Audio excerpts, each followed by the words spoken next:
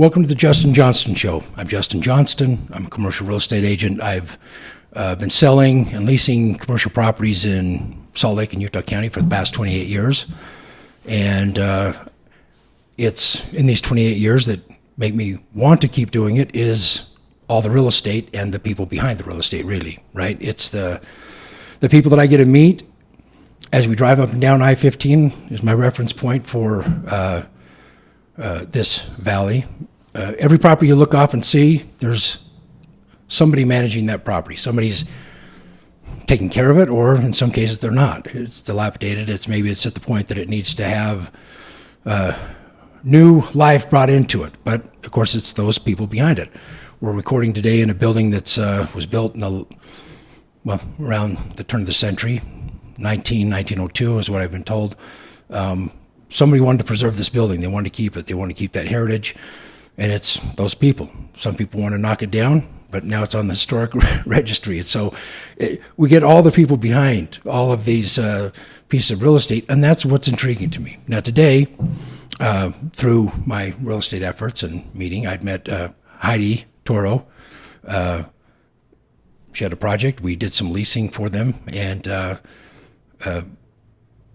brought to light some stories behind that, which is brother, sister, Jimmy Toro, and a subject that's a huge subject now. We're talked about it. We've talked about it. Movies being made about it as this human trafficking, abuse.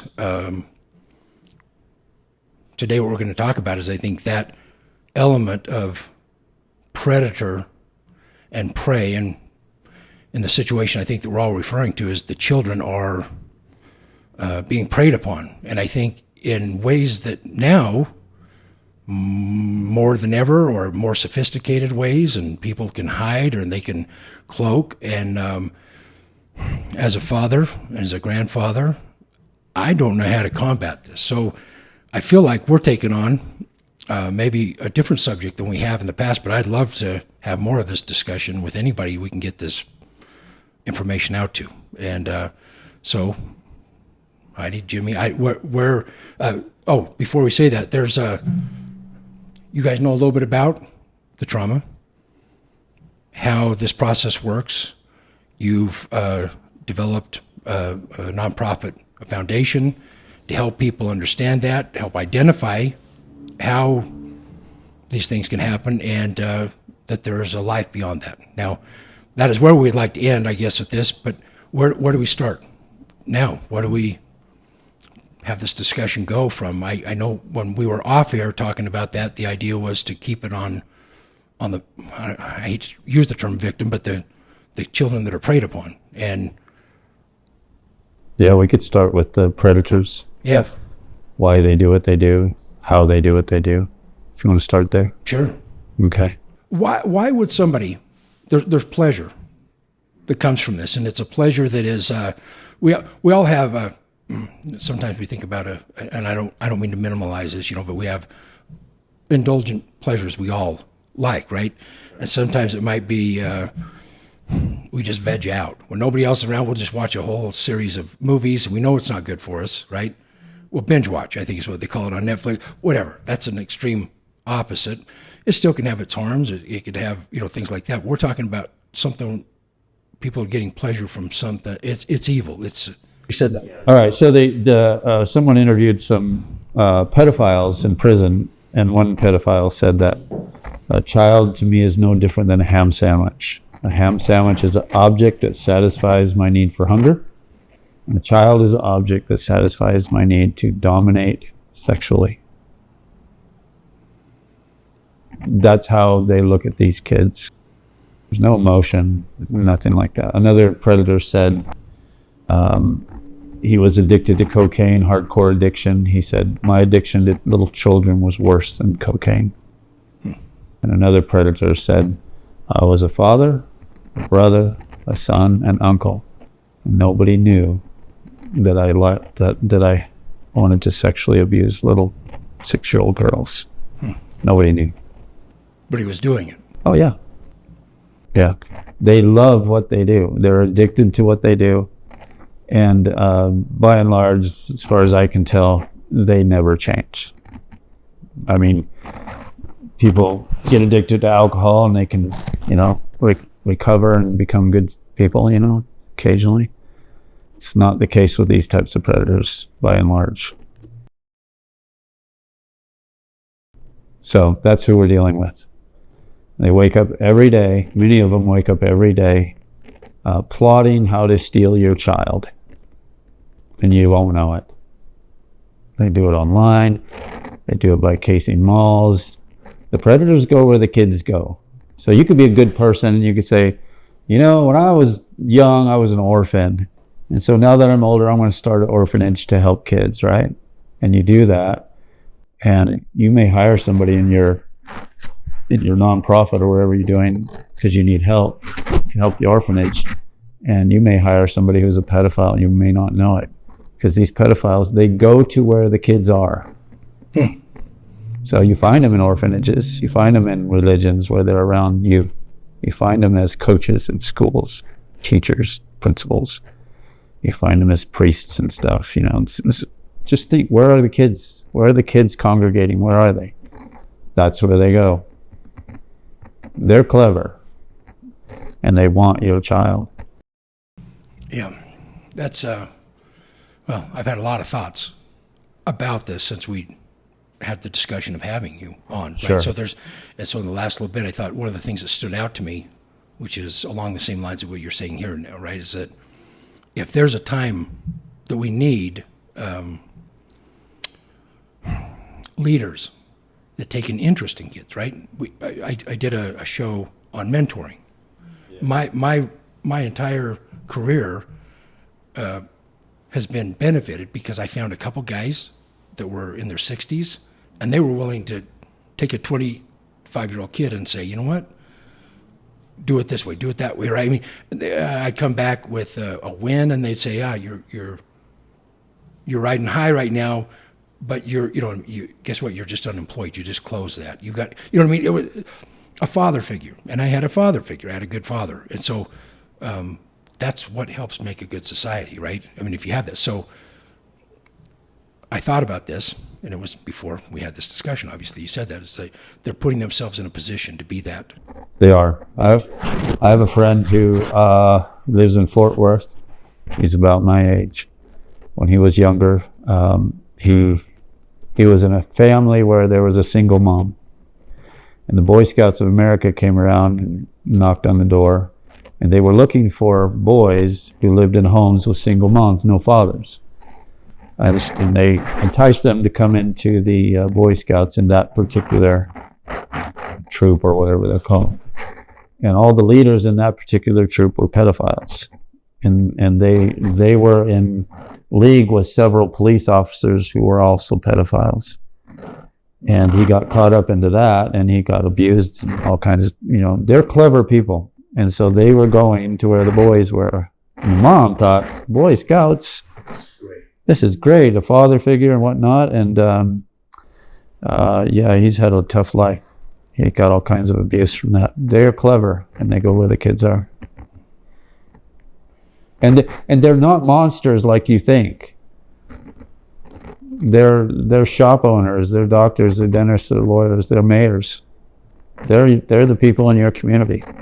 Go on the sex offender registry list in your area and see how many registered sex offenders are in a mile radius of where you live. And then multiply that by quite a few, because those are the ones that have got caught. These predators, the last thing they want is to get caught, because if they get busted, with the right authority, they'll go to prison for a while. And so they're really good at not getting caught, but they're addicted too. Very interesting, actually. My mind's spinning right now. I think so.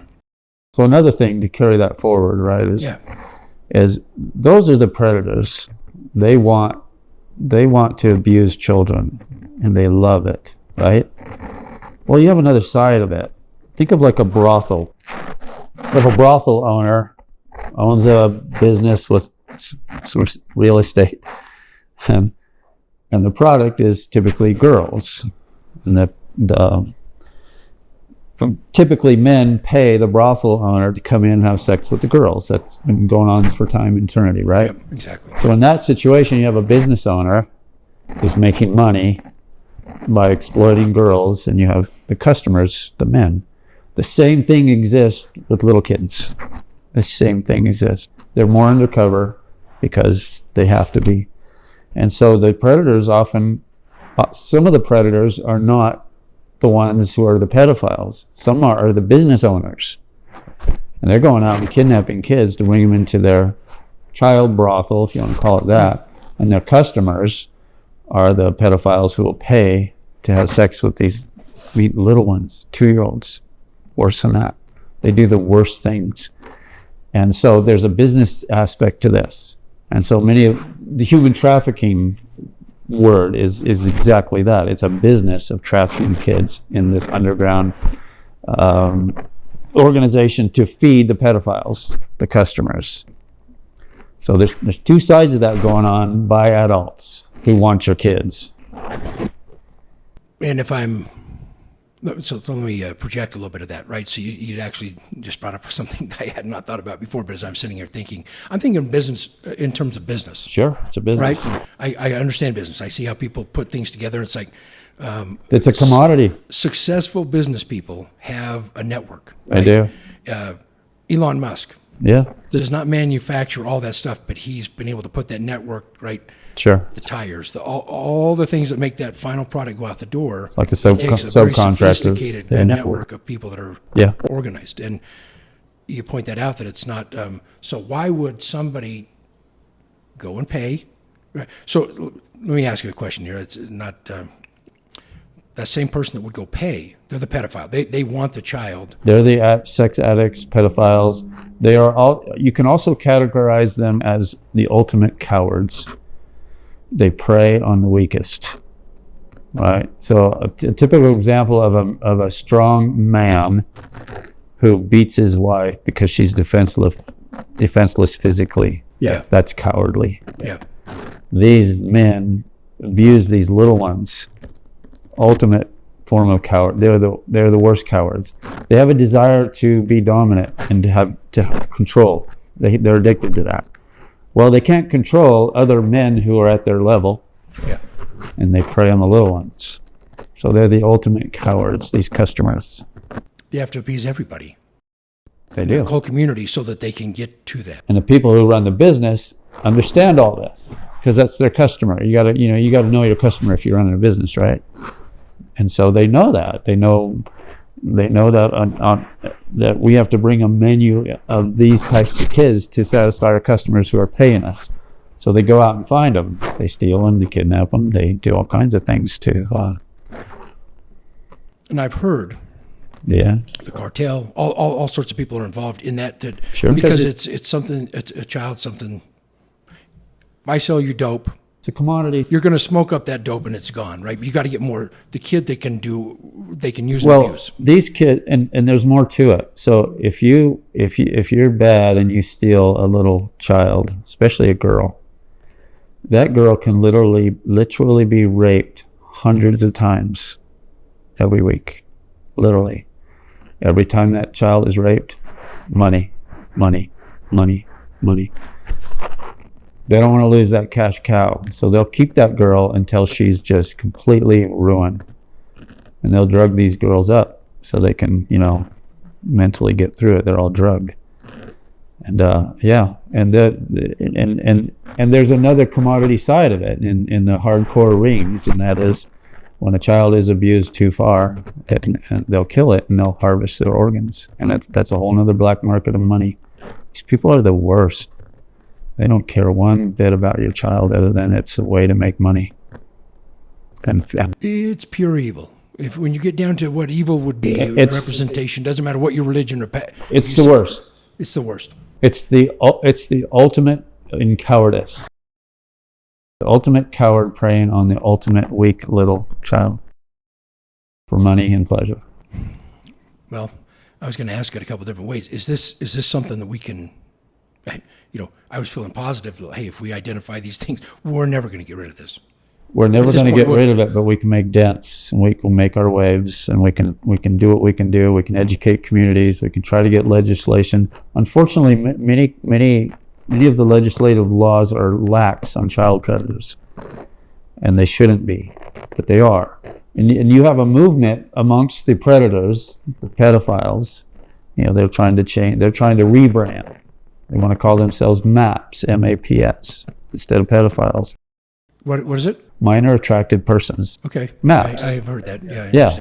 Well, they're just doing a corporate rebrand like any corporation. You know, you get bad press, and you go out and you try to, you know, counter that bad press with a rebrand, or, you know, I mean, ExxonMobil may accidentally or purposefully, whatever, have an oil spill that ruins a bunch of the environment. And so what do? They counter it with good press and how we cleaned up the environment, and we gave money over here to this, you know, wetlands. You know, they do the same thing. And so they're trying to rebrand themselves as MAPS. Well, why are they doing that? Because they want to change the laws. They want the laws to not be severe against their behavior. They want to normalize abuse. They want to normalize sex with children is what they want. Yeah. And their motto for decades has been sex before it's too late. It's been around for decades. Now they want to normalize it. And you have some things going on, like in the UN on an international scale, that are making inroads in the UN. There's a group of people there that want to normalize it, and they're making headway. And you'll see them try. In local, you know, to me, that crosses a huge line. I mean, you can try to normalize this or that or this or that, but when you normalize pedophilia, you are off the charts. They ruin lives. For their sick pleasure, they'll ruin that little kid often will grow up, become homeless and addicted to all kinds of things, and die awful lives. They ruin lives. Yeah. They don't just abuse a kid.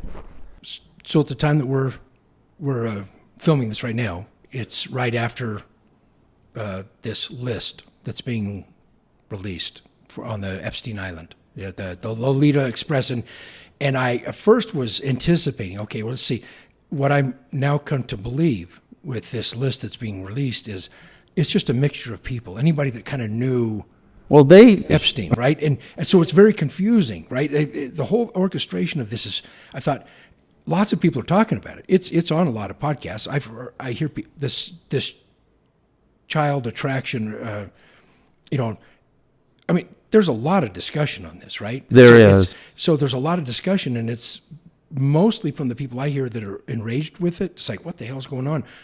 But at the same time, it's just all confusing, right? They wouldn't be talking about it if it wasn't a movement. Well, so I don't. Okay, so those that participate in it, the rich and powerful do, no doubt. A group of them do, no doubt. But also in your local community, they do as well. They just get more press. There was an exposure with him. Yeah. It's more press, but that's really not the big threat, right? I mean, look at the amount of children, right, that maybe could have even come out of that. Not necessarily. It is a big. The rich and powerful are a big threat because they have the ability to change laws and the power to get society to normalize, because they're influential, financially, and, you know. Of course. Right, and that's the danger. That's the danger, is that group will have enough money and power to change laws to normalize pedophilia. That's what needs to stop. Well, to them, it's normal. To those that participate in it, they love it. Why wouldn't they want to normalize it? Yeah. Plus, it keeps them out of jail.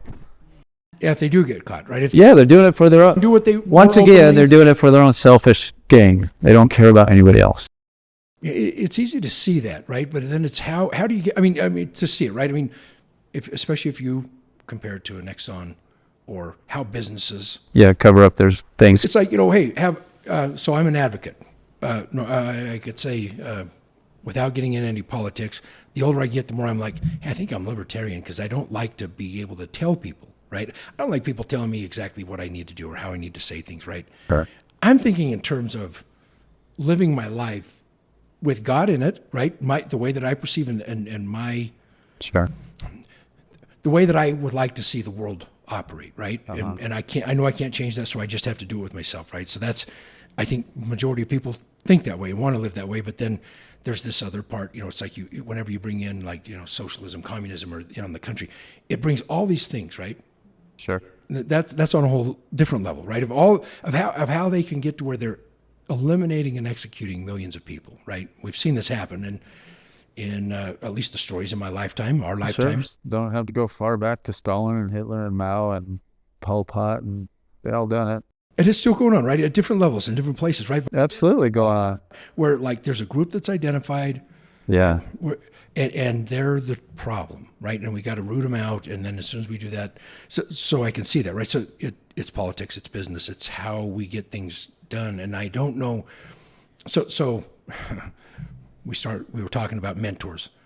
We need good father figures. The statistics there are very interesting. When they do actually, they've tracked that long enough. If a father's in the home, Sure. right, then kids are more obedient. They finish school. They do now. If a non-abusive father is in the home. Non-abusive. Yes. A non-abusive father. Abusive father's in the home, it messes things up. Yeah. Well, one thing that pedophiles look for too when they're looking for a kid is someone without a father. Yeah. And they'll watch, or a father that's absent, maybe there but not involved. And another venue that they've been using that's gone up 125% is online grooming. So you might think, oh, I'm fine, I got a good dad in the home. The groomers now are using online all the time and getting kids left and right. Explain how they do that.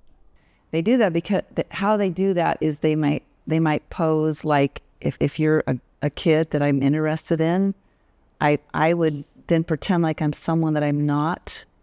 Is it a kid that they know, or is it are they tracking that kid? Let me give you an example, because I'm very interested in when you say tell how that works. I have a grandson. I have several, right? And they're good with the iPads. I'm like, nobody taught you how to do that. I'm still like fumbling on this, getting it. Oh, okay, yeah, I got this program. I hit this. I guess you pick it up when you're little. You're fast at it. So I see them on there now. We've supposedly child blocked these iPads. Well, if it's another person posing as a child, right? So where, I don't know where. Like I see, they'll go from playing a game that's a little car game to watching a YouTube video, and the YouTube video is a guy and his kids, and they're being superheroes, right? It's stupid TV in some ways, right? It doesn't make sense, but they've caught. What I'm giving you right now is a real scenario that I've watched over my grandson's shoulder, and I'm like, I don't know, but he's enthralled. Try to take that iPad away, he'll kind of freak out, right? So there's that draw there. How can they get to them? Do they have? Is a iPad that's child-proofed, or I don't know if I'm using the right term. Can you do that? Can you protect them? Anything with a chat room in it, they get to your kid, and they're everywhere. And they're everywhere. Yeah. Because there's a chat room. Let's say you can make comments. Yeah. Right? Anywhere you can talk to somebody else. So almost any social platform. There's Instagram direct message, Facebook Messenger. Even a lot of these gaming things that the little boys are getting, there's a lot of ability to do that too. And so a story that happened just right here in Utah, there was a kid, came from a great home. His father happened actually to be, he worked in security, so he knew all about this kind of stuff. Mm-hmm. So his kid is in a chat room, and nobody knows this. He goes outside because they've planned a meeting spot to pick this kid up.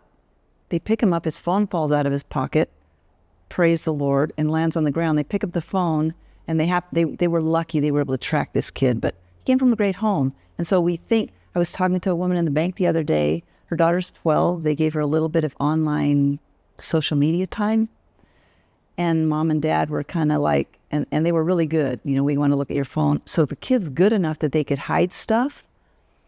And mom had a funny feeling, her dad, I don't remember which one. She was being groomed. The groomer was ready to meet with this kid. She's 12. Acting as like maybe another 12. They're acting like anybody that this kid might be interested in it. Whatever they can find a way in. Yeah. They don't care what it is. They really don't They care. don't care if they're saying, I can help you as an adult.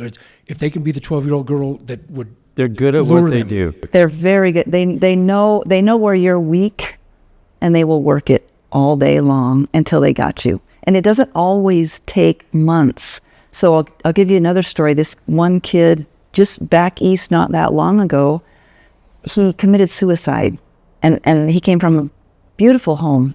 Mom and dad were wonderful, active in a church and community. The kid had everything going for him, and they're like, what the heck? They got online. He wasn't involved with porn, which oftentimes is. But they did find one thing. He was in a chat room the night before with a girl, and the girl was being groomed to act like his girlfriend. So oftentimes the groomer will get a kid to groom another kid. Yeah. And so this kid's being groomed, and she posed some pictures. You said, okay, your turn. So he takes a picture that's compromising. And so now they got him. And so the real groomers come on and say, we want, I don't know, it was thousands of dollars. And the kid's like, I don't have it. Yeah, they elevate it. And they said, well, go get it from your mom and dad. Well, they don't have it. Okay, then we're going to post this picture on all your social media and your parents' social media. So he got a gun and shot himself. He didn't want those embarrassing pictures to get out to his peers. Super, super sad. Blackmailed a kid. And that was a one-day thing. The next day he killed himself. It's just tragic what they're doing. Yeah, they're good. There'll be an adult predator go to a mall, and they'll be working with like a 14-year-old boy, let's say, and the boy doesn't know this, and they're paying the boy some money to go befriend these like 3 girls walking down the mall who have their heads buried in their phone. And the 14-year-old kid will approach the 3 girls who are his age and invite them to a party or a modeling opportunity or a way to make money. And so the 14-year-old boy is getting duped, the girls are getting duped, but they believe the 14-year-old kid because they're the same age. And they invite the girls to da-da-da, the kid gets paid. He doesn't care what happens to the girls, nor does he know. And then they get captured. They're very good. They're everywhere. They're all over. They're everywhere. Right. This is crazy. I mean, it really is crazy. Because it's like, so I've had this discussion with my wife. We try to take the iPad, the fit's there, and then he threw a fit. I'll hear about it, right? I'll come home and it's like, man, he just went crazy about it, and he's. Unfortunately, there's not a lot of other kids around, right? I mean, so he loves when his cousins come over. He's not playing on his iPad when they're there, but, they're not there most of the time, right? I mean, we're kind of an old home, you know what I mean? We're not the funnest place to maybe be. So I think he's kind of gone into that. And then I reminded my daughter and my wife that, hey, we're on our phone and iPads all the time. Yeah. I mean, to them, I might be working a spreadsheet up. I might be putting a package together, right? I might be collaborating with somebody to edit these videos, right? It's work related. Generally, if I'm on that, it's something related that way. But my wife's on Facebook Marketplace and she's looking at things. She's not one to buy, right? But we're given that example, right? So it's like, how in the hell are we going to be able to get? I don't even know how to monitor. I mean, you start saying this, it's like, how do I even monitor? He's 3.5. I don't think anybody's talking to him yet. Well, he wouldn't know how to talk back as intelligently as somebody older, no doubt, but still. So there's on our website, RESCUE11, RESCUE11.org, there's an action plan, and you can print it out. It's PDF, and it's several pages. And there are apps and websites you can go to, and they're all listed there that help parents, that help teens, that help children monitor online activity. There's a lot of resources there. There are some resources. Yeah, and there are helplines to call. Of course there are. If you're I was starting to let myself go down a hole, knowing that you guys have a foundation. But my mind, I was actually feeling weight, right? Like there are. I don't know how to stop this. It seems like it's almost in. And you can go look at those resources, click on those apps, go to those websites, and just become a little smarter or at least as smart as they are, because they're smart with this stuff. And if you're not at least as smart as what they are, and these are good resources, and you can get on, you can become aware. I think another thing, Justin, that's important to remember is we have to remember we're the adults. Yeah. And the kids don't get to do what we get to do. I mean, we do need to be good examples, but you are working on your computer.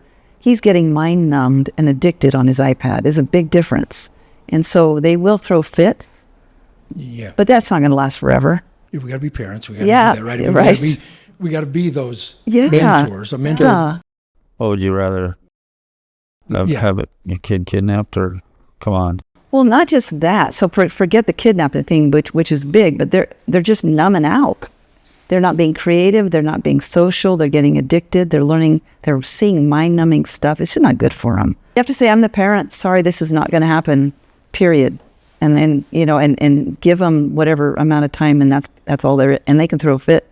They'll get over it, and they'll get past it, and then give them something else to do. You know what? I think it's interesting you say that, because of course that's it, right? I mean, that's at least the one level, right? I mean, where you're taking it away, but you say, I mean, I there has been a constant wearing down of that parent role as well, right? It's like the kids are coming home with ideas from school. I mean, there has been I would say, collaborative effort, maybe not for pedophilia, right, and all these other things that are there, but it's to take that overseer, a parent that wants to have their children in that scenario.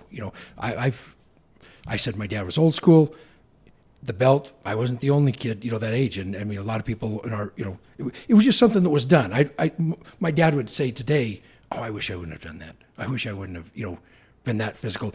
And I think he does. He didn't want it to be, right? But that is what I loved him enough. The idea was there, what we're talking about now, right? Yeah. I can't have you can't do these things. Like, there's repercussions for your actions, right? And so if I don't know what the hell else to do. I think that's what my dad was doing. He has 7 boys that were all independent. It's like, I could preach all day. Damn it, I'm going to use this belt. Right? I think there was something there, right? Now, that came with its own abuse of things, right? And things there to some degree.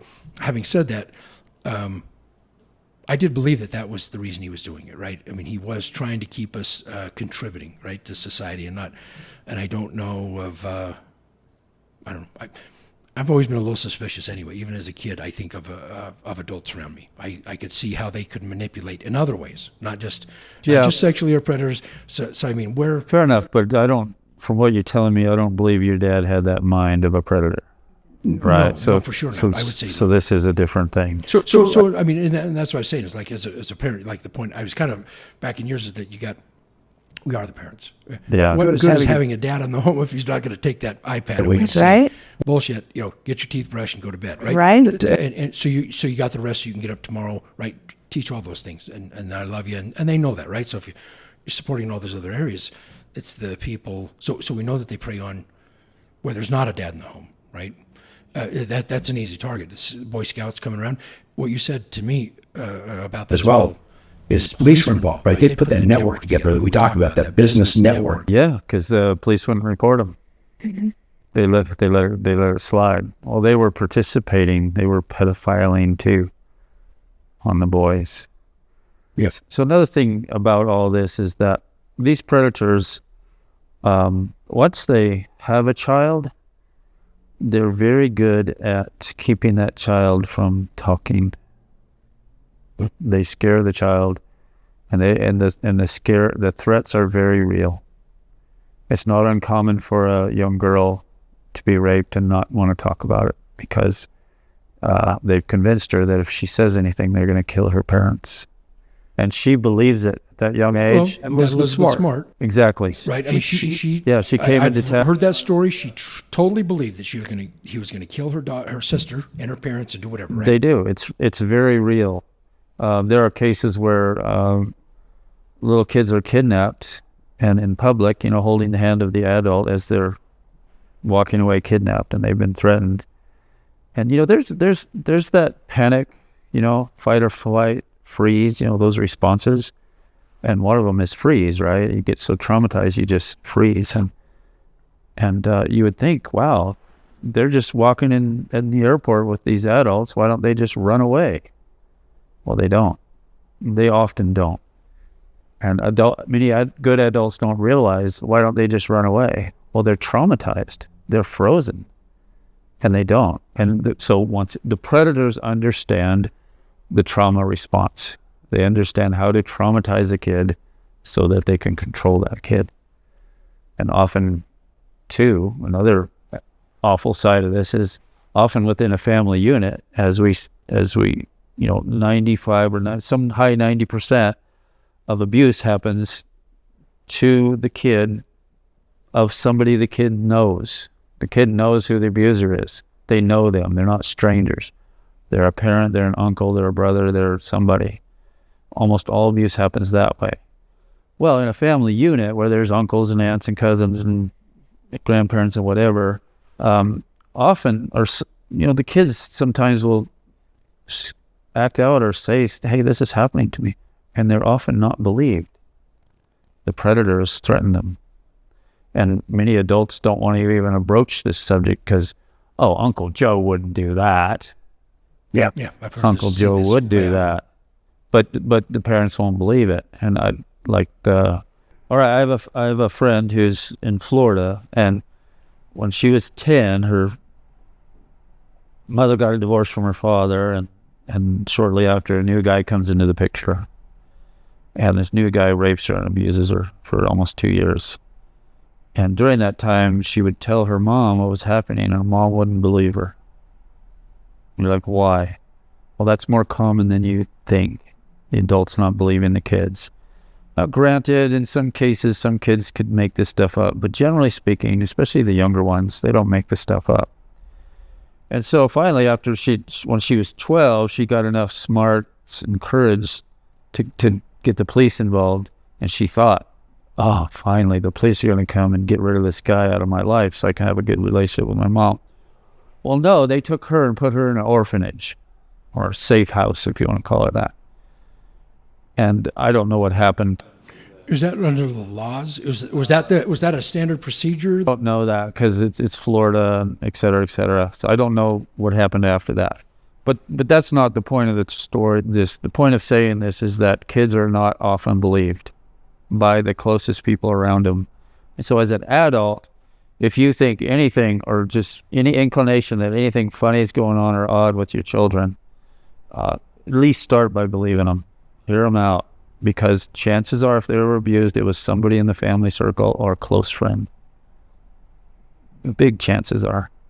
Very interesting. Yeah, Sometimes in family units, oddly enough, grandparents notice this before everybody else. And so grandparents they can play a big role just keeping their eye out for this idea that has there any predatory type of behavior happened within the family unit where everybody's close and busy with life. A grandparent can often sit back and kind of look at things and get and they're often smarter because they've been around life longer. Yeah, so maybe. But see, everything I'm telling you, the predators know this. And because they know this, well, they're good at keeping it hidden. They're good at knowing how to threaten that child. Another tactic they use is, it's our little secret. Yeah. Yeah. So they've got their bag of tricks. There's a lot of tricks there. Actually, as I'm sitting here thinking, there's a girl that I knew, and man, she took a lot of abuse within the community because she was tagged as the perpetrator, right? So she was how young? 18. That she was leading on, so it was exposed. There was, I think it was maybe a stepfather or an uncle. I don't. Oh my God. And when it came out, and it was believed, right? I mean, it was like, yeah, like she was a flirt. She's always been that way since she was little, right? Now she's always been what way? I mean, I remember me and my friends, because some of this came out, but it's very confusing, right? It's a very confusing. It's like, okay, what difference does it make? What difference does it make? First of all, right? If she's a kid, right? What difference would that make if let's say she? I don't know any kid that would do that, right? So, I mean, actually, right? But let's say maybe you show an interest. Maybe somebody's just being nice, right? And so maybe she's interpreting something wrong, right? I mean, there could be something there. But the point was it was an orchestrated event, right? She was, so she went from being abused to kind of I said it, perpetrator. I don't know what the right word would be. Or being promiscuous or something. Yeah, that she was a bad girl, right? She was a bad girl that would do these things and tempt. Well, it's not false that many young girls who are abused at a young age grow up to be sexually provocative and promiscuous and if you want to say immoral or whatever, they grow up in that world. They become, if they go into OnlyFans, and they go onto the brothel system, and they sell their bodies, and many of those young girls have that abuse at a very young age. Not all of them, but many do. So it's possible in that particular situation you're talking about, it's possible that girl, by the time she was 18, it's possible she was horribly abused at a very young age. And it's also common too that in that case where young girl is raped, and as they get older, they gravitate towards men who abuse her. It's familiar. Yeah. So that fits, that's normal. Don't blame it on her. Yeah. That, I guess is, how do you identify? How do you start? So off camera, when we were talking about this in the beginning, I had talked about things that I've heard people say, like there was at 6 years old, or there was an event that happened. This girl went from being just the joy of everybody around them. Her whole personality happy. changed overnight. A personality, boom. And it's interesting you bring up that other point, right?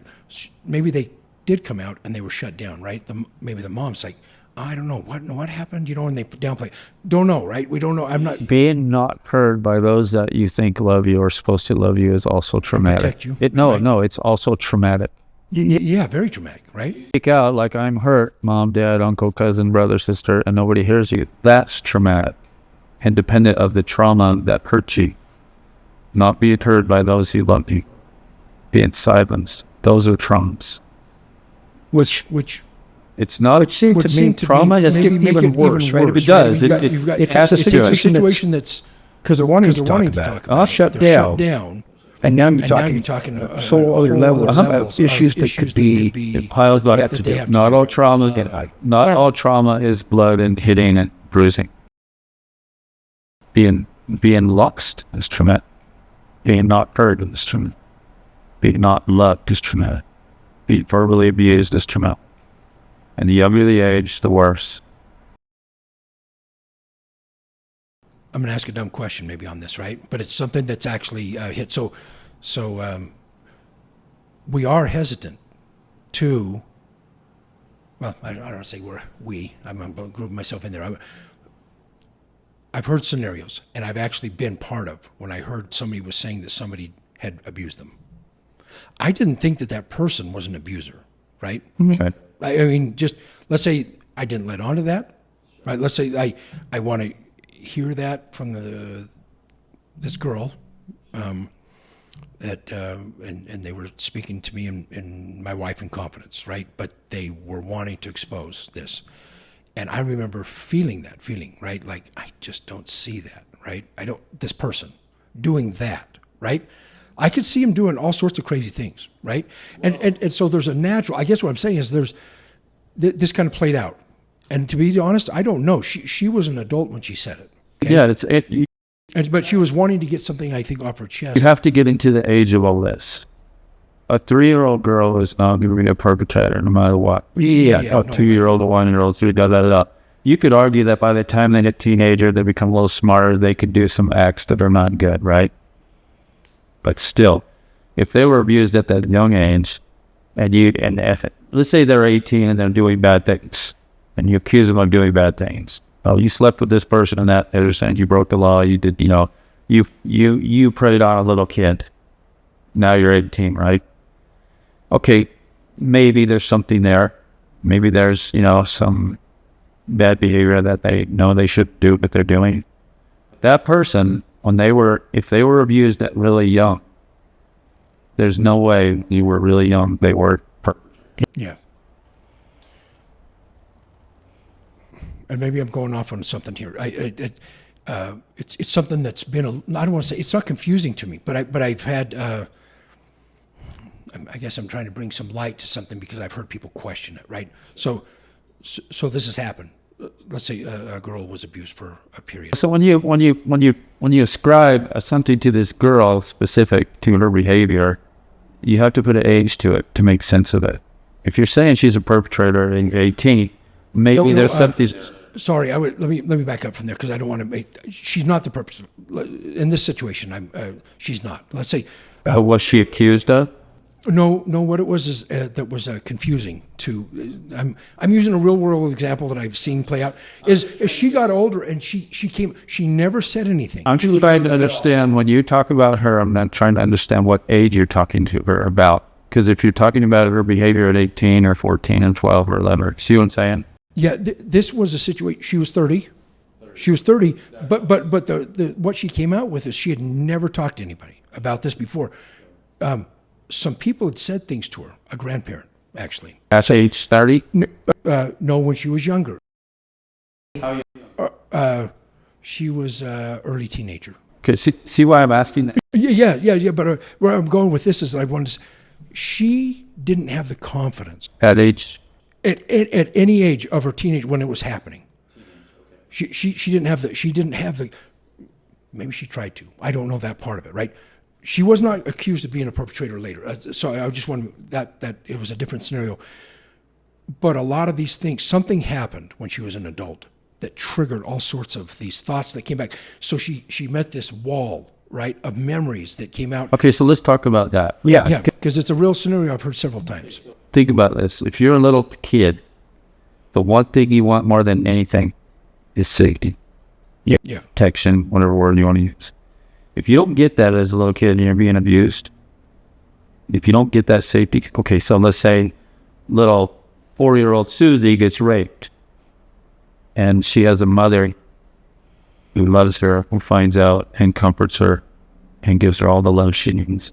She can release that awful trauma with that love right then and there, in that scenario. But if she doesn't have anywhere to go for safety, she will store that with her, and it will stay with her her whole life, and it will manifest itself in all kinds of interesting ways. And it's not uncommon in those situations that, especially if the abuse is really awful, to completely suppress it. And she could grow up into adulthood and have no memory of it. Yeah. And then one day, something could trigger it, or just out of the blue, the memory can just come flooding back. And that's where that's where a perpetrator can ruin a whole person's life. And the memories start coming back, and that's what happened in our case. It's like, we were abused by those who should have protected us. And in my case, it was over 40 years before it came out. And that's not uncommon for men in their early 50s to have this stuff flood out that they completely have zero memory of. But once it starts coming out and you process it and you start to heal from it, then you start looking back at your past and things start to make a little sense. Like, now I know why I felt that way. For all the stuff. Every situation, 1,000,001 situations. I've been an artist my whole life and a musician, and in my past I've written tons of songs about child abuse, had no idea why. And then after memories came and I dealt with it, now it makes sense. You were saying it the whole time, but you were even shrouding yourself. I had it. You literally suppress it, but it does store in your body. So in this case that you're saying, it's very possible. Yes. So now that she was abused at a very early age, and she suppressed that memory until, what'd you say, 30s? Yeah, possibly like that. Yeah.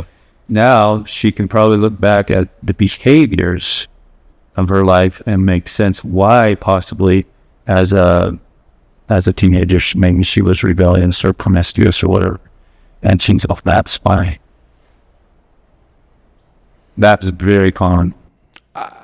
I brought that up, and I started on the wrong angle with that because I used the but that's it, right? Is that it's not uncommon, right? And I don't know how you. So here's the thing. So here's somebody that believed that, right? I believed it. At first, I was hesitant, and then I thought, this makes total sense, right? I mean, especially knowing some of the things in the past, right? That. Man, this really, it actually brought clarity. Whereas before it was like, she's kind of been a little shit in these different ways, right? And it's like, oh my gosh, you know what I mean? She was carrying that. She was a damn good kid. Like, she didn't crumple, right? And so all these other things that come out, and so you're like, wow, that's crazy.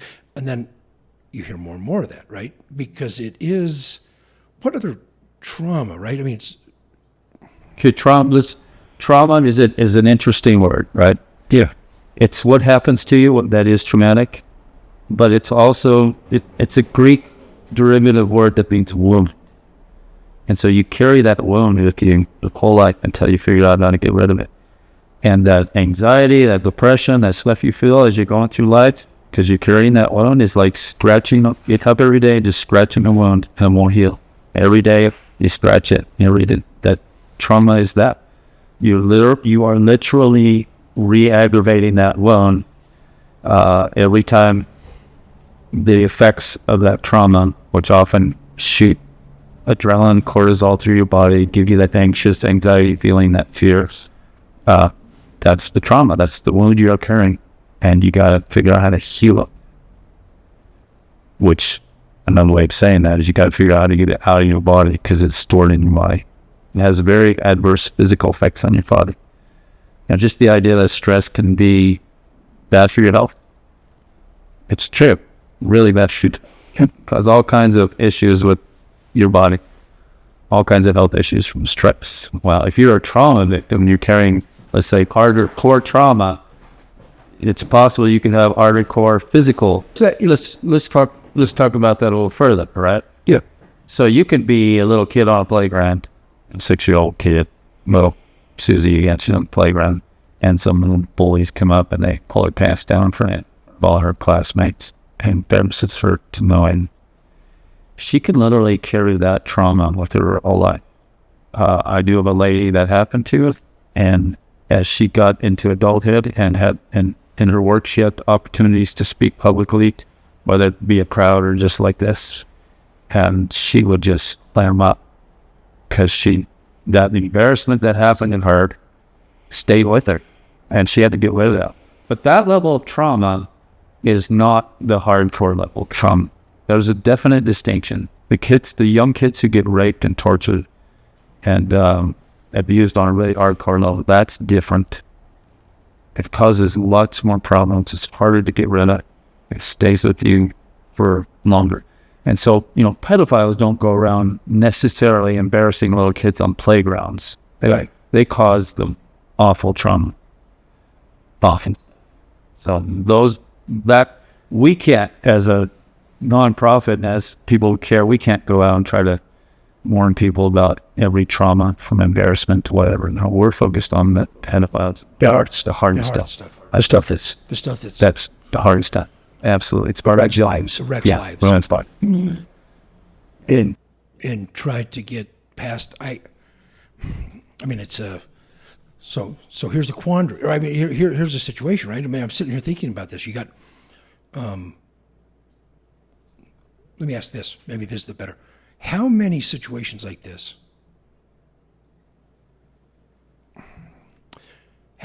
where the kid took a small one, right? Like this embarrassment. The embarrassment, and then made it in I don't see a kid lying. I mean, they got to come up. So how means you got to go after people, right? That why would a mother not, with a stepfather coming in, intervene and just stop that sucker, right? So we've got this. So unless we're talking about it, right? Unless it's what if somebody was falsely accused, right? And is that even a reality? I mean, how often could that happen? I've heard that. Let me speak to that. I'm talking to. No. I mean, what do you think? Is the false accused? Is it? Well, you don't go like if I thought someone over there did something, Justin, I wouldn't go and accuse them. I would have someone investigate into that. Is your question? So I'm not sure if I'm answering that. Do kids make up stories that didn't happen? Is that your question? Yeah. Yes, it's a discussion. So I'm extending a discussion that I've had with some people, ongoing, and it ties into the Salem, Massachusetts, when those girls were acting like they were overcome by a demon. Now, it was fun to them, right? I mean, if you get into the whole, I actually tried to look into that as far as I could to see. Once again, when you say those girls in this situation, you have to put an age to it. They were teenagers. I don't know. They were younger girls in that situation. But they weren't 3-year-olds. No. Okay. Okay, so they're... A 3-year-old's not going to lie. Now, a kid might learn by the time they get up in life after age 8, 9, 10, whatever, they might figure out how to lie. You know, that's your whole brain changes around age 8 or 9. Yeah. Okay. Completely changes. And science has studied that left and right. That's pretty unrefuutable. That our brain is in this kind of theta state where everything's open. And Yeah. In art, I love watching little kids, because you ask a little kid to draw a horse and they'll draw it, and its anatomy is way off. Yeah. But they don't see it that way. It's just that it's a horse, and they say, "Daddy, you draw a horse. I draw a horse." And then if I draw it off, they'll say, that's not right. And I'm like, well, look at yours. But it doesn't work that way. But at about age 8 or 9, that state of their brain shuts down. And it's basically the state of the brain in theta is where everything soaks into your subconscious. When you go to bed at night, you're in deep sleep. It's a low vibrating. When you wake up, for just a little bit, right when you wake up, it goes back to theta. And then as the day begins, it goes into alpha and other stages where it's high vibration. When you go to sleep, it goes back to theta for a little bit right before you doze off. And that's where, things can enter your subconscious a lot easier in that theta state. Well, when kids are little, it's theta all the time. They're soaking things in. That's why they can learn languages really easy. But at age 8 or 9, somewhere around there, that all shuts down. And I see it in art, because kids try to draw and they recognize, cool, I got that off. But when they were little, they don't. I think trauma, if a kid's abused hardcore in that early age of 0 to 8, let's say, they're not going to be lying. After that, chances I know, but maybe. So that's why the reason I stops, especially with boys. A lot of abuse stops around age 8. Interesting. The kid gets a little smarter. The kid gets a little harder to manipulate. These cowards, they don't want people to fight back. They want to dominate, right? Control. And so, yeah, they have their ways getting beyond those ages, and drugs and whatnot, and scared them to death and this and that. So when you're talking about, it's an interesting question. Will a kid lie about this stuff? And the reason I'm asking, don't know to the little ones. Well, there's a caveat to that. Sure. In situations where there's divorce, you can tell a kid, I want you to tell the judge that your dad or your mom did X. Well, they're being coerced. They are, but That's again, not them lying. well, no, but It's not coming from them as a lot. No, but they can be convinced by an adult that, dad did something or mom did something. They can tell it's true. They can tell them it's truth. They are not liars. Okay, that's a different, you're right. They're not liars per se, but they can tell them it's true. Manipulated left and right. Yeah. They've already been manipulated, right? I mean, so you don't know, right? You've got this kid. I guess I'm asking the question because it's like, how do you intervene in something? And I've seen it. So some of the things we've talked about, right? There's a friend of mine. She's another real estate agent. She's single. She's got a daughter. I love her kid. She's a normal kid, 100% right. But this, she's gone, right? She has to leave. How she shows the daughter. Now she's, I think she's around 15. So in the story you're telling, how old is the daughter? She was probably, it was only like a year or two ago where she had a predator that was, 12, 13. And I don't know the story other than she made aware, right, that somebody was contacting this person and they were trying to lure her to Dr. Tony her sign. She found out. I don't know how they found out 100%, right? So I've only got part of it, but what I know them enough that I understand and believe that what happened is what I know, and I think, man, that kid. So I'm a third party observer. And I'm like, man, I thought that kid was smart, right? I mean, she's smart. How the hell could she get lured by, right? Because who knows who it is? She may think so. I don't know how you intervene, right? Now, whatever happened, it was a good thing. They caught it.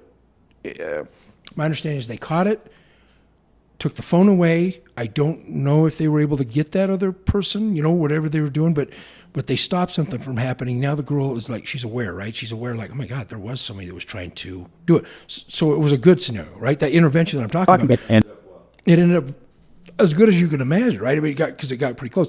But so that's there.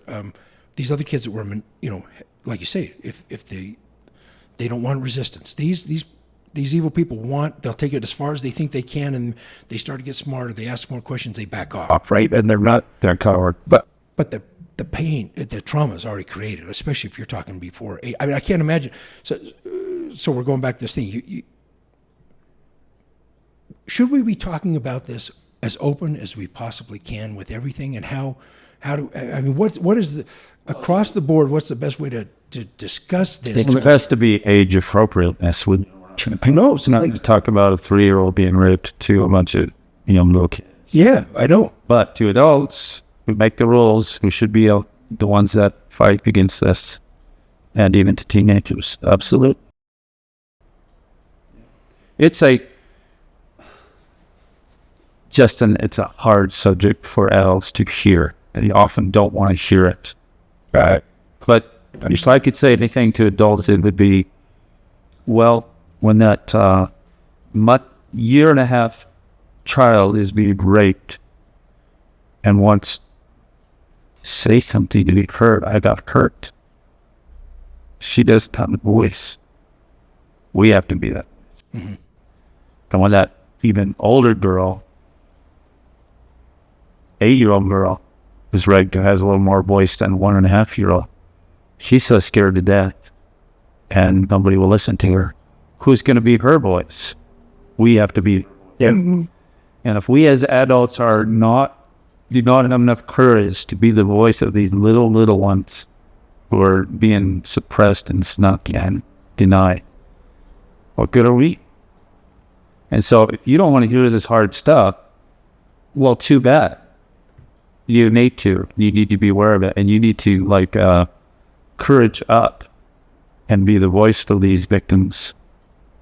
We need to fight this at a high level. So let me, as you've been talking here, do you know Tim Kennedy? No. Tim Kennedy, he's a special forces guy. He went out there and fought in Iraq and stuff like that. And he came back, and this I'm not sure. I read the book. I should know.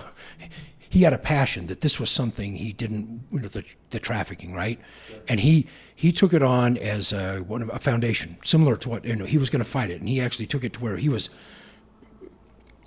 with his skills that he had. Yeah, that's on the front lines. Yeah, he was going to take these organizations down, and he had some success. And a couple of years ago, there was a Super Bowl in Houston.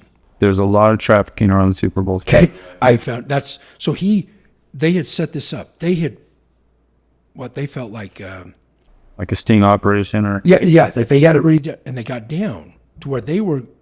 They had found some of the girls. They got them to turn. They had the information. They had cameras. They had right. And this is like leading up to right. And they brought kids from all over the country into Houston, right? And so he gets right down there to the end, to where he's going to bust this guy. I mean, I think it's kind of like. The best described is that he's kind of maybe got a gun that he's going to put right underneath this guy's head, right? Because it's kind of escalated to that level. And the guy just kind of said, F you, go talk. And there was basically at the level of, right, what we've talked about, politicians.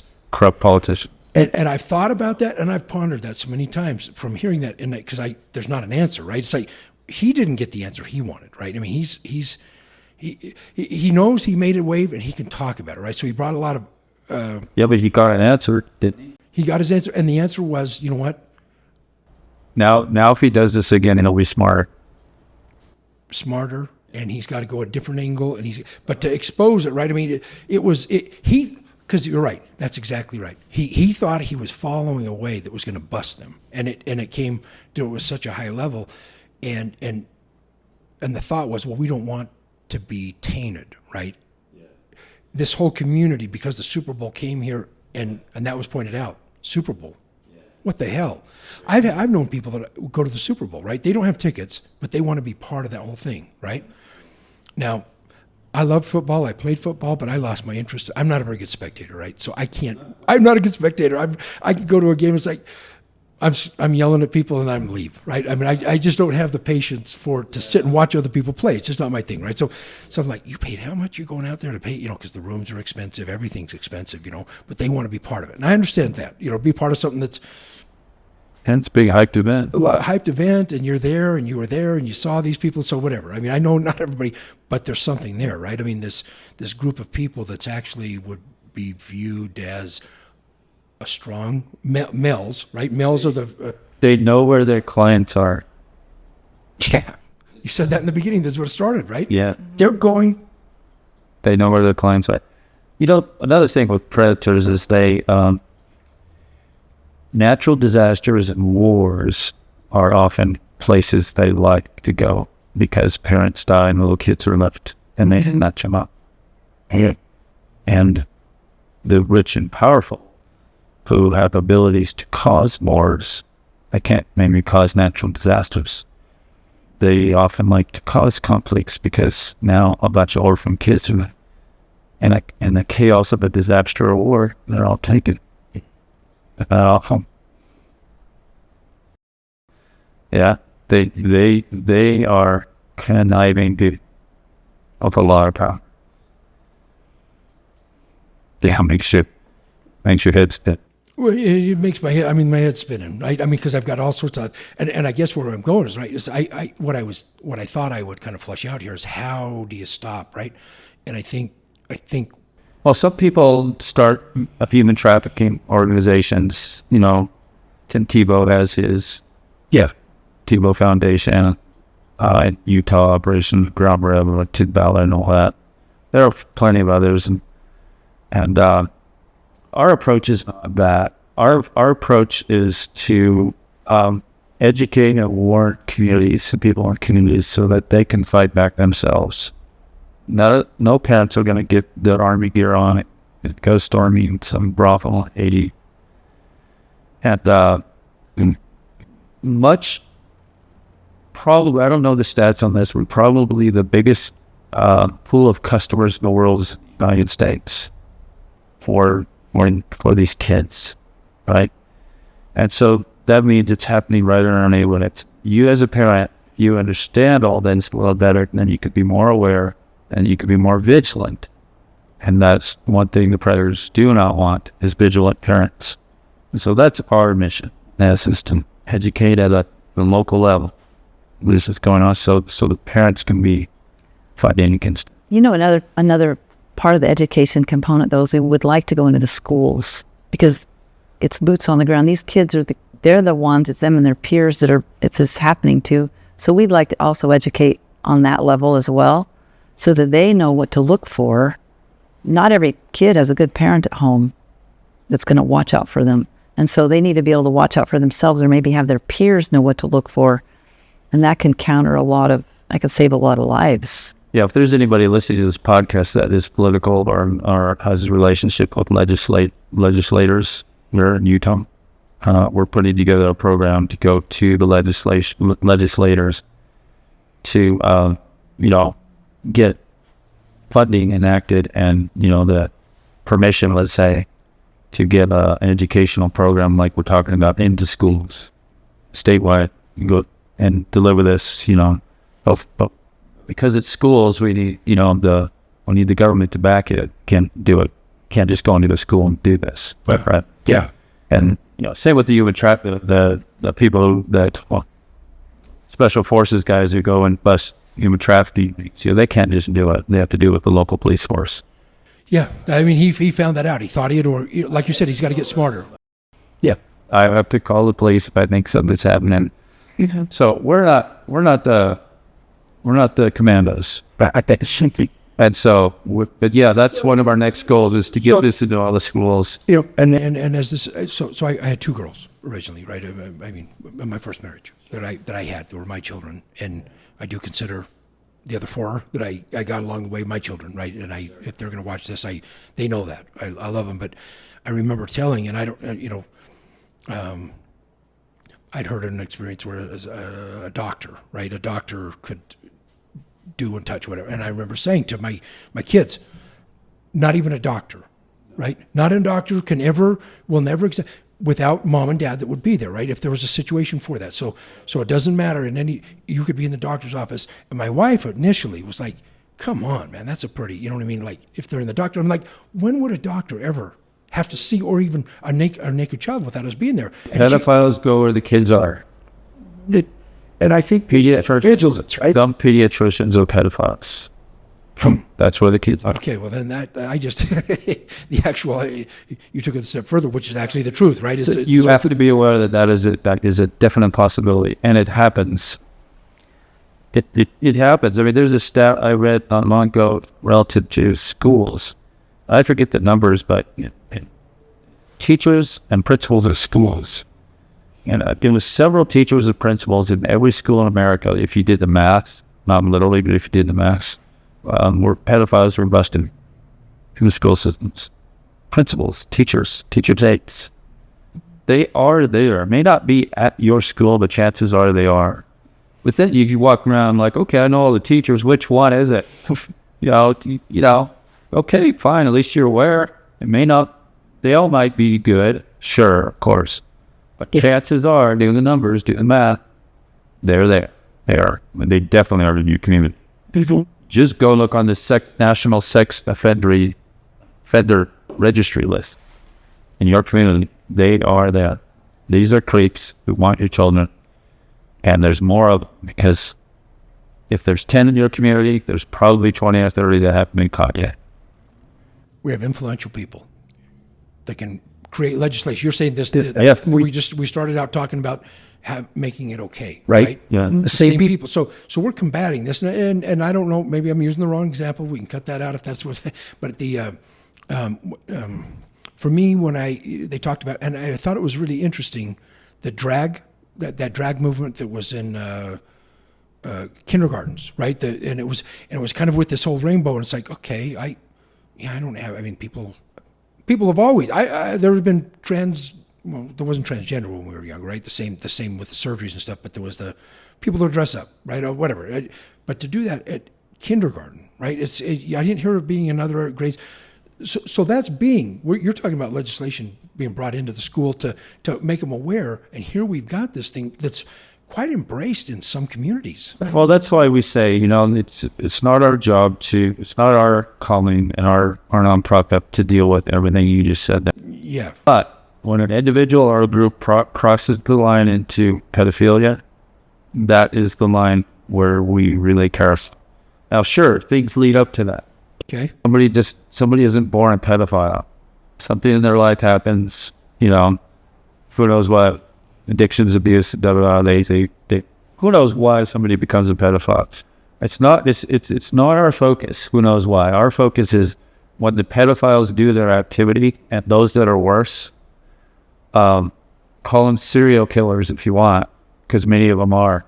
We give them are part of these organizations where their rituals involve killing kids, and many of them are doctors and wear suits and ties all day, and they come and they do the ritual stuff.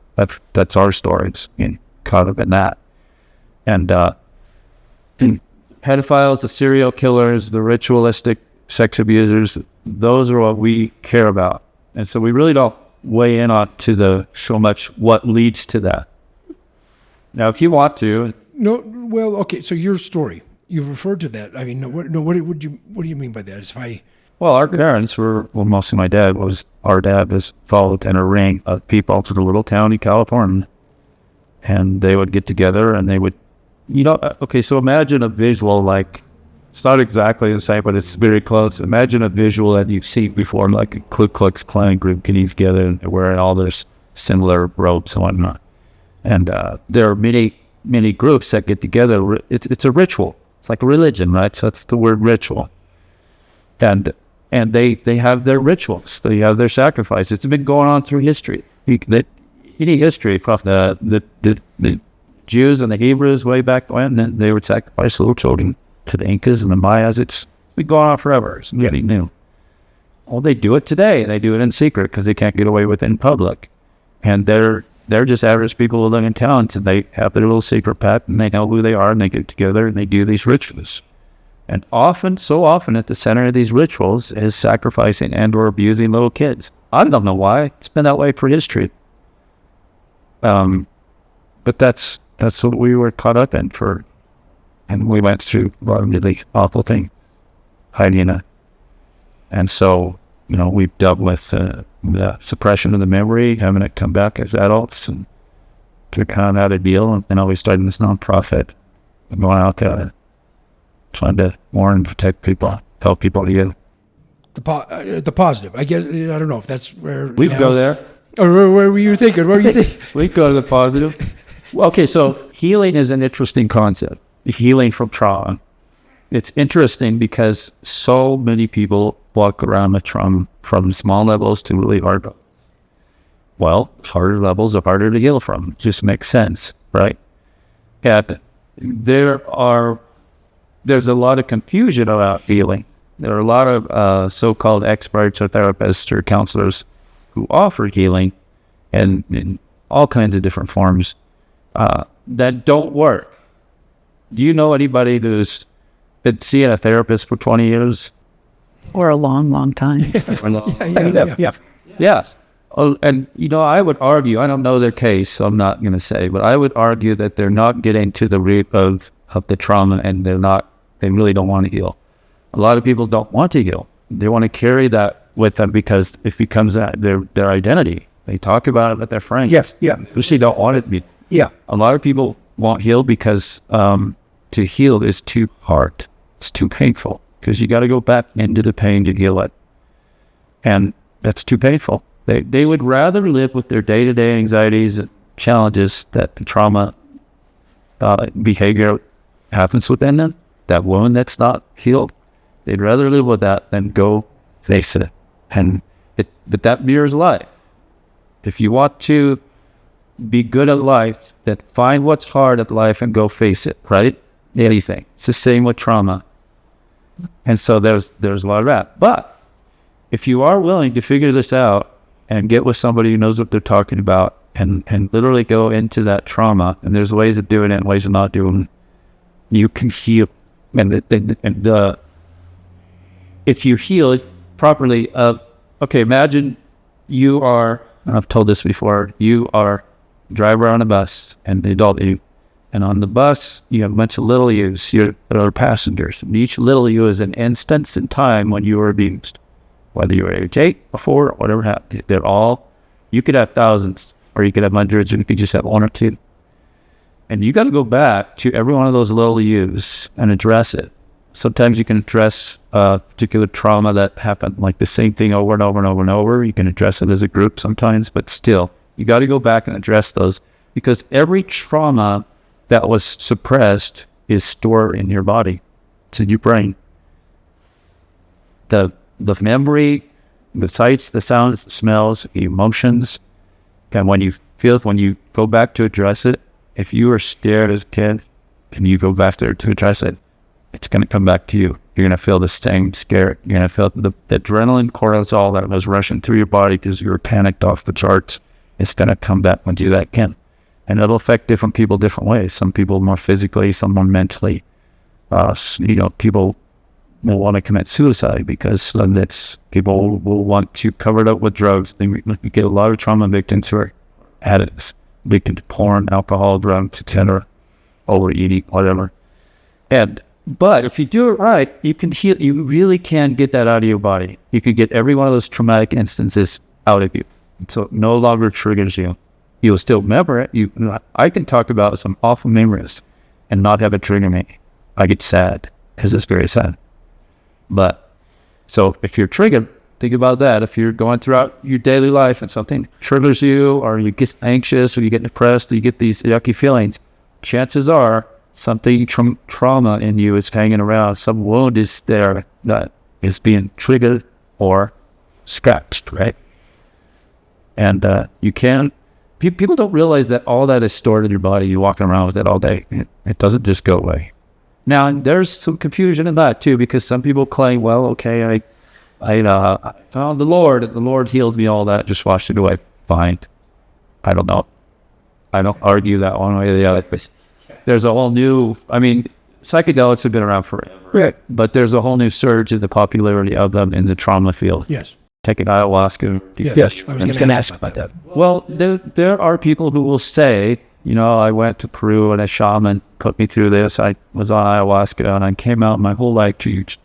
What do I say to that? Do I deny them of that experience? Yeah. Yeah. But I tend to think that if you have severe trauma, especially a lot of instances, a psychedelic trip is not going to heal it. I don't know if that's true. That would be my tendency to say that. There's a lot of confusion, a lot of modalities. There are what you call talk therapies, where you meet with a psychiatrist and you talk through things.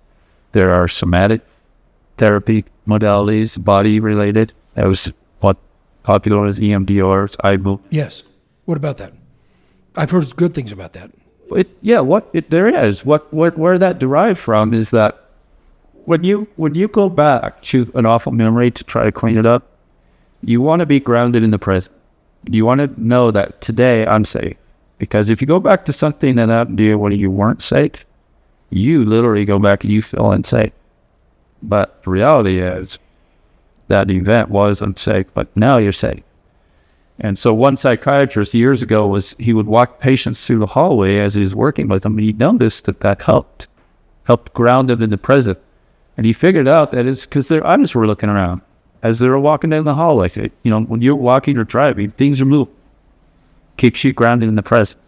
So the EMDR is like an eye movement thing where you watch, I'm keeping you grounded in the present. In its most simple form, that's kind of what it is. And it has value. You do want to be grounded in the present when you're going back to face something off. And there are other ways. There are tapping mechanisms to release energy, So there is a host of modalities and ways that if you're going down this road that you got to kind of churn through to figure out what's going to work for me or what's not, or what psychiatrist is just taking my money to tell me about that I need to feel good today. Yeah. So a lot of people don't heal. A lot of people spend lots of money on trauma and never heal. And wreck other lives. I mean, right? They've got the people in their lives. Yeah, They'll love them. If they're not getting to the bottom of things, it's like doesn't help. It's not helping, right? I mean, it's so if you can achieve that, right? Yeah. If you can get over time. I have a hard time taking one psychedelic trip, but I've heard testimonials of it, in different ways. And I thought, well, maybe I don't want to take it away from anybody. Like you say, why would that? It's hard to say what the real result of that is if you really don't know that mystery. So once again, there are different levels of trauma, and maybe a biotrauma event could be altered in a positive way by taking ayahuasca. I don't know, or by having a religious spiritual experience. But I tend to think the hard stuff doesn't go away that the cards work. But if you face it, this is the magical part. You can literally go back to an event if you're guided by somebody who knows what they're doing, and you feel grounded, and you can literally help that little you change the event and get that safety it wants. Magic stuff. Literally, that little you can be in a situation where they're being abused, and they imagine a protective armor come over them, or angels come and get rid of things that actually didn't happen back then. And if you can help that little one feel safe, the adult and you're going back to, you're not going back to rescue the kid. You're going to help the kid rescue himself. So the kid finds the safety. I did this hundreds of times, and each time what the kid decided to do, the little me, shocked me.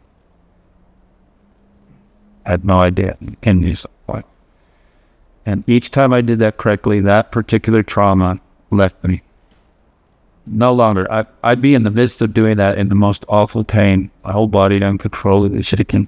And when that kid found safety, it all disappeared. I can talk about these with no trigger. They're stat. Yeah. But I'm not triggering that adrenaline cortisol not pushing through my body, causing a panic attack.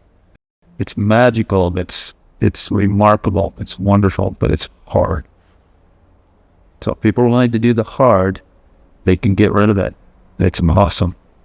In my book, I kind of indicate they're called heals. Yeah. That's my story. I'm an artist, so there's a bunch of art in Hansen. But the first part of the book talks about these processes. And the last half of the book talks about 22 stories, like I just talked about, where I actually had to go back and I did hundreds of them, but there's 22 in there, up from from really off the charts awful to more in the realm of sad.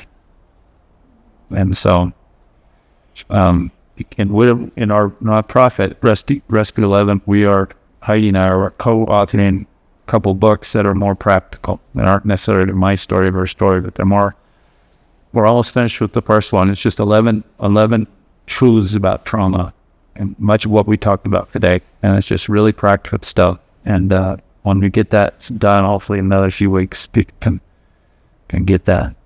But we have a program to help people through trauma, and the first step is to educate them on the facts around this stuff, the fact that it stores in your body, why is it, all these things, the behaviors you're feeling are probably related to the emotion of the trauma, et cetera, et cetera.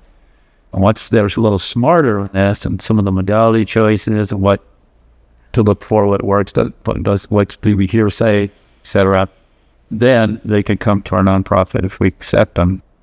And then Heidi has this master's in therapy and whatnot, and she's been through that. So we can put them through some of this therapy from a professional who's she's dealt with tons of cases of hardcore stuff. And then the last step 3 of the program, is to work with them on how to go from victim to survivor to warrior. You can't be a warrior unless you root that out. So that's our program. That's great.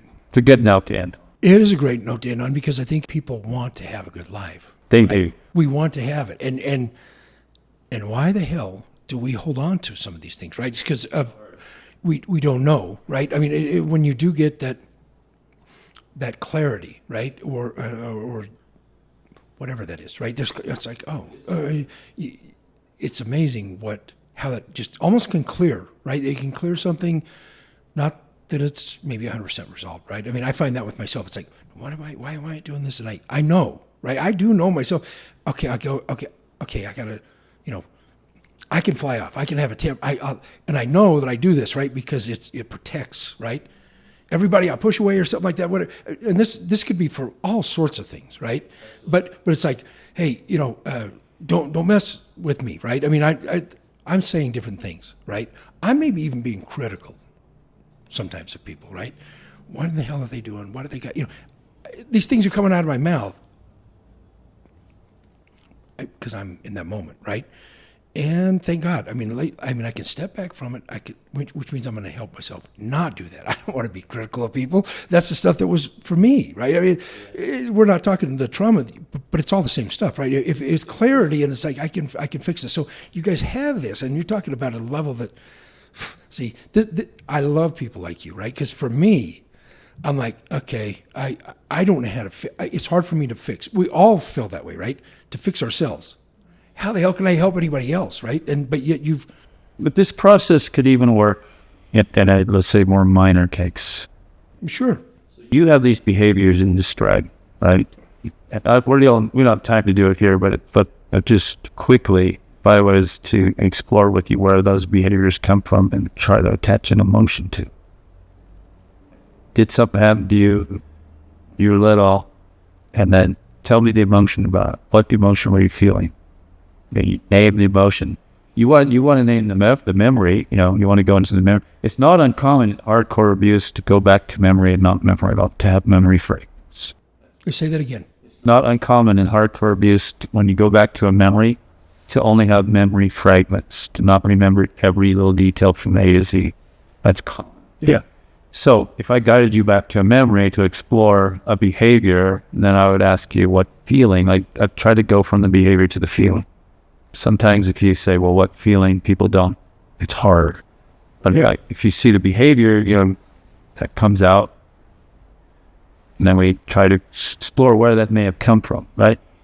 And attach an emotion. If it came from an event or a series of events when your dad was too harsh on you, yeah.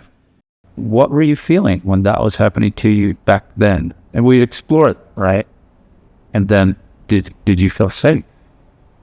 Or your dad gave you love afterwards, so I hear. Yeah. Well, that's good. So at least we don't have that. And, maybe it's a dead end. Maybe it's just life and the tough things of life, and it's not so bad. But maybe it is something a little worse that could be cleaned up. Where if you didn't feel safe, once again, when you're traumatized as kids, the number one thing you want So that's safety.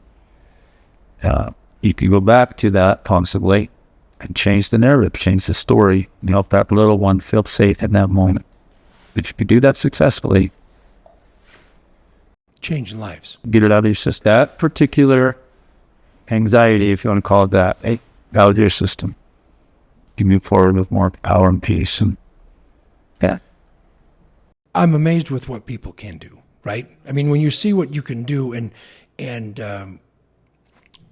we were pointing out that point where there was that behavior change with the kid, and it's like, yeah, you can see that drop. It can happen the other way, yeah. Right? It's like I've had points where it's like, oh my God, you know what I mean? I'm no longer bound by that, right? I'm not held. That's a good way to put it. It opens up an entire new thing that wasn't available to me. It was there the whole time, but of course I wasn't taking advantage of it. And I've seen that happen in other people's lives. It's like I met them, I'm not sure what they did, right? I don't know what they had to go through, but it's like, my God, that person's amazing. I mean, I can't believe that they've done that, right? It's like I knew them, kids, or some of my siblings. You know, they've done some amazing things that I've like, I know that was a big thing for them, and yet they've almost they've changed. They've made a change there, right? So what you're doing is great. This is exactly where I wanted to not end. I guess let's end on this quick story. Okay? Yeah. So if you have a classic story where a knight has to go rescue the princess in distress, but yep, because the dragon took her, kidnapped her. Now he's going to either kill her or eat her or something. As soon as that knight chooses to leave the castle walls, that knight has left the safety of the castle walls. No longer has the safety of family, friends, and army guards. Now he goes out into the danger zone, and he's alone, and he has to go face the dragon. And many knights before him have done that as the dragon's killed. So it's a really hard choice he has to make. If he succeeds and slays the dragon and rescues the princess and brings the princess back, he's now a hero. If he doesn't, he's not. And so it's often these traumas we have to clean up are our own heroic journey. We have to go outside the safety of comfort. We have to go slay that dragon. And magic happens if you do it right. And it's hard, and many people don't do it. Most people don't do it. And you see them as addicts and homeless and suicide victims, and it's too bad. So go on your own heroic journey. Clean up yourself. Yeah. Yeah, it's beautiful. Yeah, it's beautiful. It is good. And we know a lot more than we've ever known, right? With our systems. And you come up with 11, and there's other books. That's the book being written now, right? That you put the 11 truths about trauma. And that's it, right? We just need more truth. And another step, right, in that direction, which is, hey. Well, you got to educate yourself, then you got to go do the hard work. Then you got to figure out, how am I going to take this and become a warrior? How am I going to go out in the world and do good with it? Now that I'm healed, I'm not bound by all this. Yeah. Well, and you pointed out before, sometimes the people that can see it are the grandparents, right? Yes. They've lived long enough. So I'm a believer in that, right? I mean, people say, God, I don't want to live much longer. I've told people, and if you've read, I always say I'm going to live to 120 because it's longer than anybody I've ever known, right? I want to, because I want to have the perspective of that, right? Now, I don't want to be in a wheelchair shriveled up and not being able to contribute. If I can contribute, I want that. I want it because I think, I think there's something that could happen, right? Just living longer. So you get that perspective, because I think it takes a long time to get over some of these things. Damn it, I wish it wasn't that way, at least, but knowing more, right, and getting that. So thank you for coming on. Now, it's RESCUE11. RESCUE11.org, RESCUE11.org. Go on there. You can get a hold of us, or if you want to get involved, stay around, reach out. My website is JimmyJimfi Toro.com, or you can get my book called Heal. How much is the book? Oh, there's a hardbound and a softbound version. The softbound is $25, the hardbound is $45. It's got a lot of art in it, and so it's a picture book in many ways too. Try, but you can get it on. Go to my website, click on, or you go to Amazon. Okay. Yeah. Hey, we really appreciate you giving us an audience to hear this stuff, because that's what we're all about, is getting it exposed. Thank you. You coming on? Yeah, appreciate it. You're welcome.